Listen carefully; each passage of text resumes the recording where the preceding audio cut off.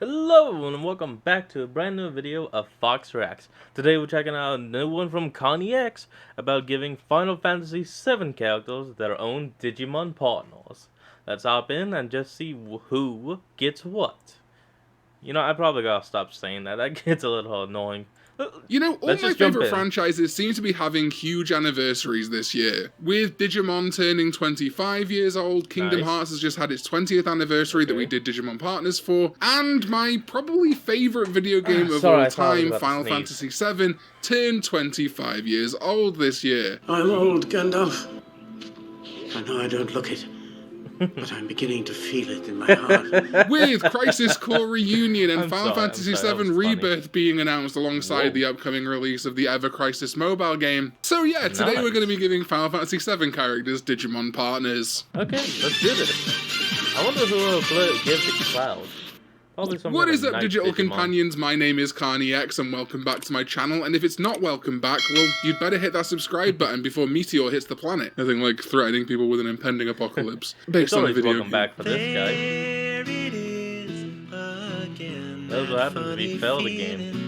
And yes, Final Fantasy VII Digimon partners. For this video, I've elected to do all the party members in the original FF7, so not just the FF7 remake party members that we've had so far, plus a couple of villains on the tail end. I originally intended to do the Turks, or at least Reno and Rude, but I think as some Turks play a much bigger role in Crisis Core, I'm going to save them as a group for when I do a Crisis Core Digimon partners video closer to when Crisis Core Reunion comes out. Which, by the way, I am super excited for. I love Crisis Core. So let's begin with our amnesiac faux soldier, Cloud Strife. Initially for Cloud, I wanted to reference the Buster Sword, the dreams and honor it represents as handed down from Angeal to Zack and then Cloud. As such, I think it would be quite fitting to give Cloud the rookie Spartamon. According to the reference book, Spartamon is one of the legendary Legend Arms, who according to legend, they really said legend that many times, weird, who according to legend, if held by an angel will save the world, and if held by a demon will destroy the world. Although its personality is earnest and serious, it has a side that is weak to pressure. Its combat abilities are low, but shows its true merits once it becomes a weapon. So I think those themes of angels and demons of course tie very well into Cloud, Sephiroth, the whole FF7 story, and I think Spardamon's earnest and serious personality definitely echoes with Cloud, especially in FF7 and Advent Children. It also is a kind of blue and white bestial creature, which will lead us very well into Cloud's champion, the Blue Wolf, and other member of the Legend Arms, Tia Ludamon. The Tia in its name is a Japanese romanization of Tyr, the Norse god of justice, who sacrificed his hand to the monstrous wolf Fenrir. And of course, Fenrir is the name of Cloud's motorcycle in Advent Children, as well as the name of the wolf insignia and literal wolf that is seen following Cloud throughout that movie. Tia Ludamon will then become Beowulfmon, which continues our wolf theme, and carries a big sword, very on brand for Cloud. Hell, it's even blonde, kinda. Plus, we do have some more tenuous connections. One of Beowulfmon's attacks is called Zweihander, which is an obtainable weapon in Ergite's God Bless the Ring, in which Cloud was a guest character, and Beowulf's namesake, Beowulf, also gave its name to Beowulf Cadmus, a recruitable character in Final Fantasy Tactics, and guess what? Cloud is also a recruitable character in that game. Cannot believe I got to bring up Ergite's God Bless the Ring in a Digimon video. Impeccable. I love being me. And then to bring it all home, Cloud's Beowulfmon will digivolve to the Mega Ancient Garurumon.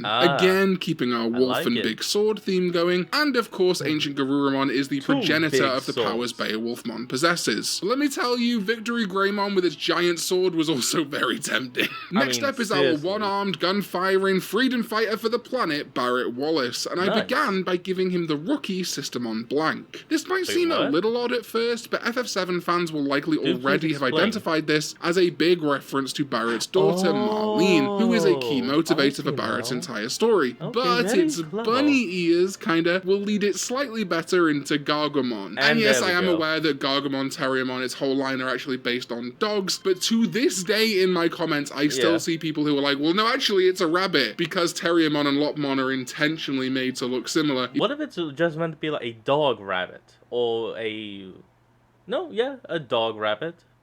And, you know, like a dog that's specifically bred to hunt rabbits, kind of like the bald dogs. Yo. Even though Terrier is a dog, and Lop is a bunny. Literally, probably a day ago, I got a comment on a video where I called Terriermon or something a dog, and someone goes, dog?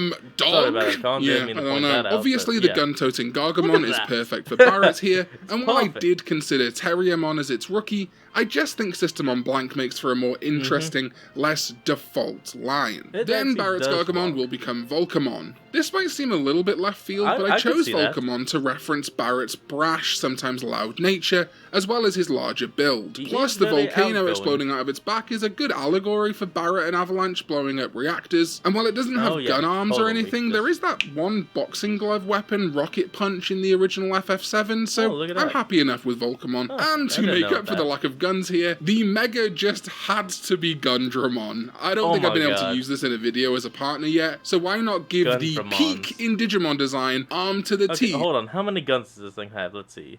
Yeah, it's got 2 guns on its knees, 2 guns for the hands, 2 on the back, 2 there, 1 there.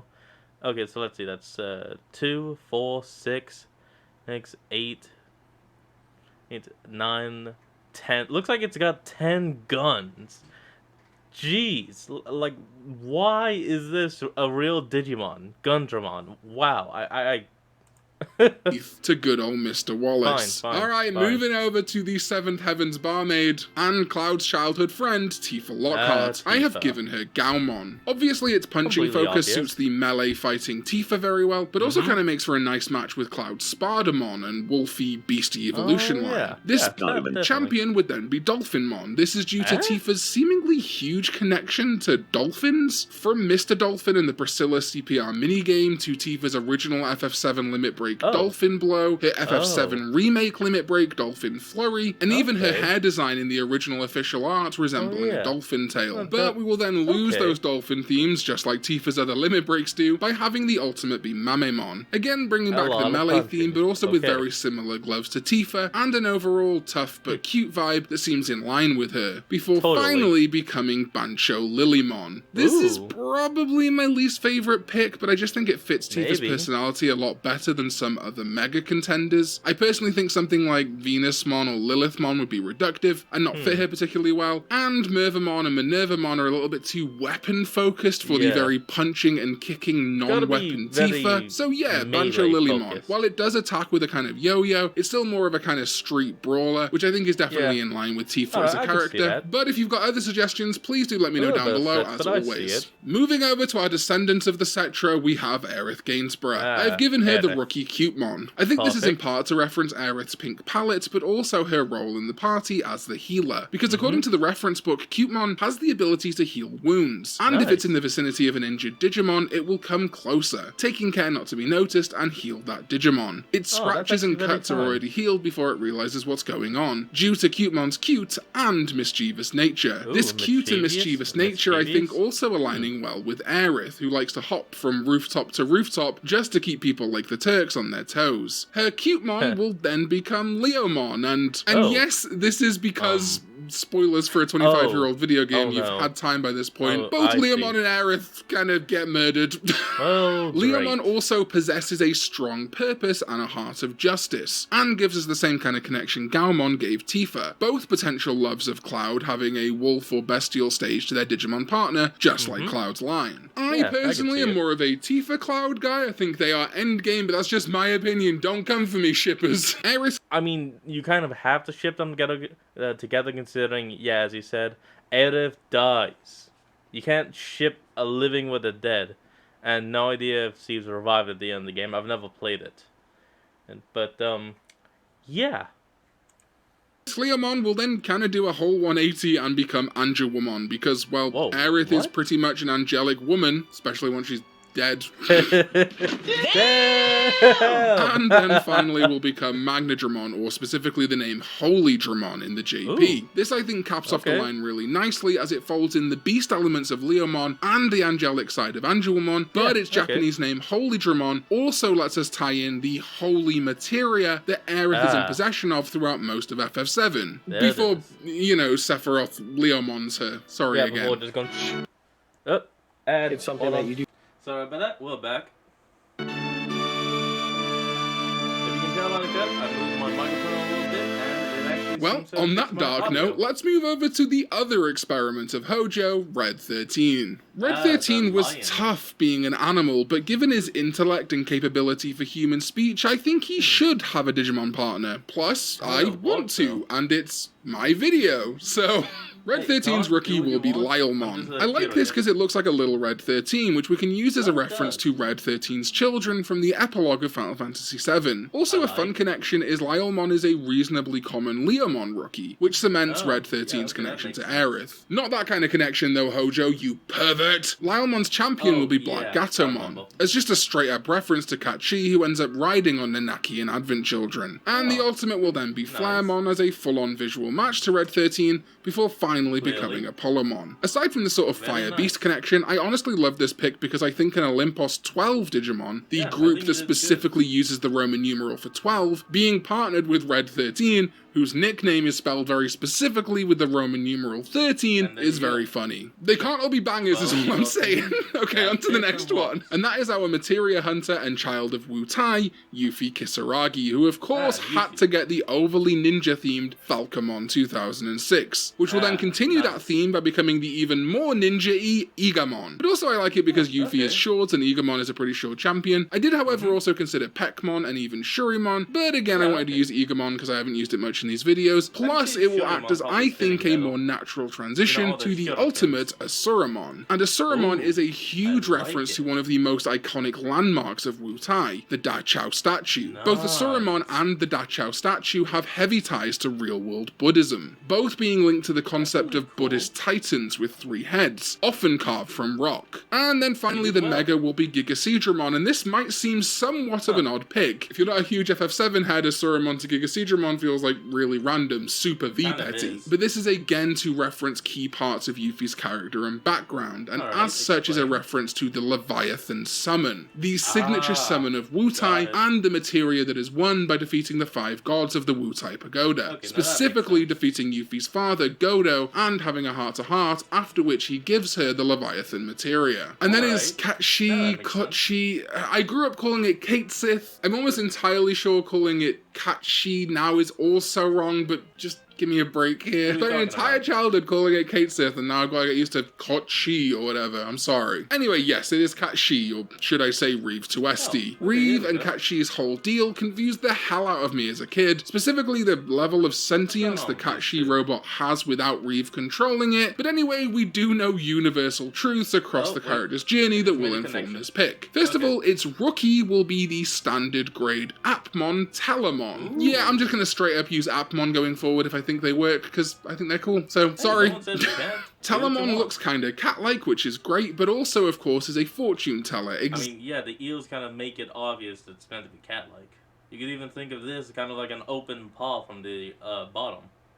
Exactly like Katshi was when we first encountered him at the Gold Saucer. And then Telemon will digivolve to Porcupamon. This is a puppet Digimon, very sort of creepy and industrial, very reminiscent of the Shinra company. I would like something kind of cat-like for the champion though, so we could also consider Mikemon or Gatomon, because Gatomon was kind of a double agent, kind of, in Digimon Adventure initially. But I do like Porcupamon here because we don't get to use it as much. Its perfect will then be Betsumon. This referencing Reeve being the man inside the cat, if you will, and the kind of creepy, goofy nature of Katshi's entire character. But I also do like XIII as a pick here. A puppet Digimon, again lining up really nicely with Reeve, puppeting Katshi, and in turn Katshi puppeting the giant Moogle, which XIII's pink coloration and overall largeness references, but again with something creepy or sinister inside, that being Reeve and by proxy the entire company of Shinra. So Betsumon or XIII, whichever you prefer. And then finally the Mega will be Cherubimon Virtue. I see this big, cute, fluffy pink Mega as being Reeve absolved of his sins by actions like the sacrifice of the robot cat and Moogle in the Temple of the Ancients, and also in general his assistance of Avalanche. But Cherubimon Virtue of course does have its inverse in Cherubimon Vice, which the tricksy Katshi and Reeve might spill over into now and again. Alright, now let's talk about our genetic super freak Vincent Valentine. I've given him the rookie Dracmon due to Vincent's overt vampire theme in FF7. Homie even sleeps in a coffin. But the champion will be Sealsdramon, this being a continued reference to his darkness, but also Vincent's time as a member of the Turks, a more elite squad style of darkness, and viciousness over the more bestial power of Vincent later on. And as such, Vincent's ultimate will be Astamon, a demon prince, but of course also toting a gun, just like Vincent himself. I also see this as being a reference to Vincent's first and kind of main limit break form, Galleon Beast. And then finally, Astamon will become the Mega Beelzemon, another key gun-toting Digimon, and could kind of be a reference to any of Vincent's limits, I guess. Also, while Vincent never becomes angel-winged like Sephiroth, Genesis, etc., he was still subjected to a similar kind of experimentation, and even gained wings when he achieved his Chaos form in FF7,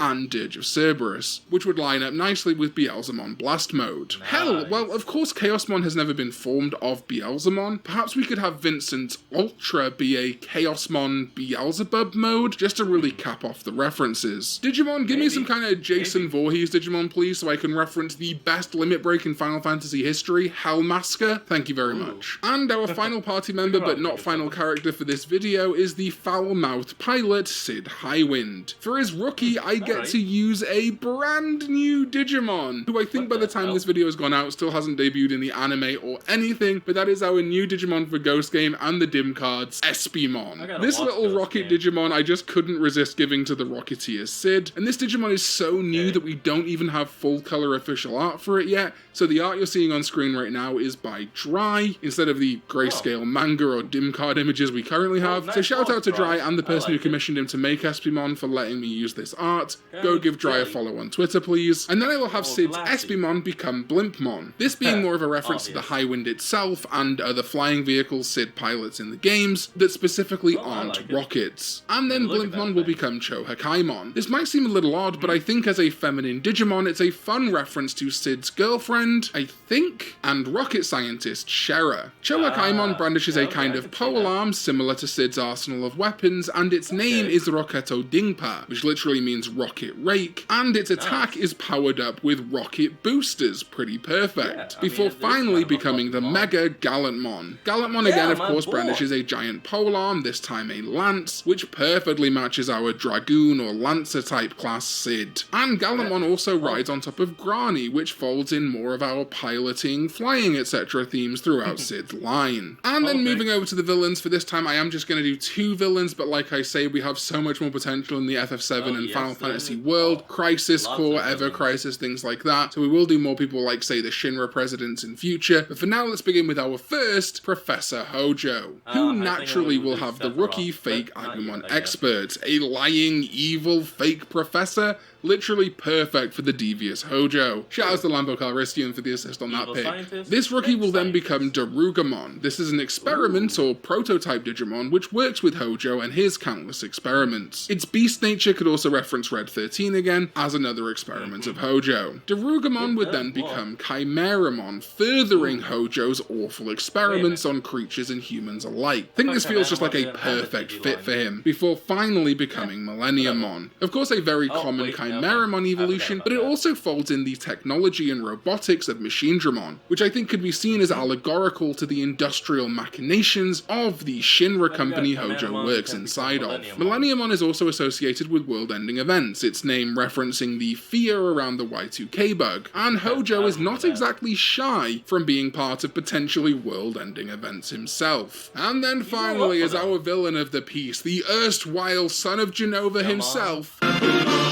I'm going to give Sephiroth the rookie Arcadimon to reference his origins as an experiment created from Genova cells. Both Sephiroth and Arcadimon being experiments and combinations of genetics or data, depending on which character you're talking about. But for this Arcadimon, its champion form will be Yaxamon. This would, I think, represent the potential good in Sephiroth. Yaxamon's training source being allegorical to his training and time at Shinra before learning of his nature and falling to evil. But Yaxamon Digimon is still masked and guarded, just like Sephiroth would have been, to keep others out. The ultimate will then be XIII, still wielding 2 swords, but training swords have become proper blades. And this Demon Man Digimon, with its black wings, denotes the beginning of Sephiroth's fall to become the One-Winged Angel. And yes, of course, we could have used Sephirothmon here, but apart from the name Sephirothmon, I'm not giving that bloody abomination to my boy Sephiroth. And finally, XIII will become the Mega Tactimon, a fully fallen to darkness Demon Man Digimon, a tactician, and of course a swordsman. I think this is a more logistical partner for Sephiroth, on a cunning intellect and swordsman level, but I also think a terrifying world-ending Digimon like Hojo's Millenniummon, a Badamon, etc. would also be pretty cool here. And yes, I did also consider Ravemon from XIII because of course it has 1 black wing, just like Sephiroth, but ultimately I just didn't think it was evil enough for Sephiroth overall, so Tactimon it is. And that is it, my picks for Digimon partners for the Final Fantasy VII party members and a couple of bad guys too. Let me know your thoughts in the comments down below. Which Final Fantasy game would you like to see me give partners to next? Or which game or movie within the compilation of Final Fantasy VII would you like to see? I love talking about Final Fantasy. I'm considering doing more Final Fantasy stuff over on my second channel, XIII.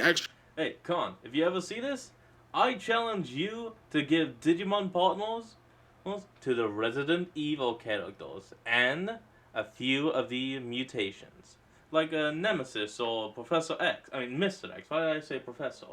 Well, anyway, I challenge you to do that. Which you should definitely be checking out because we're doing a ton of gameplay videos over there right now. We're about to hit 10,000 subscribers, so that's going to be super cool. Huge shoutouts to my Sovereign ZDK14 as well as everyone else you can see on this screen right now. The video below me will be a link to XIII, so please do go check that out. Thank you all so much for watching, and I will see you next time when we go digital. Bye-bye. And with that, that's where we're going to leave off our video as well.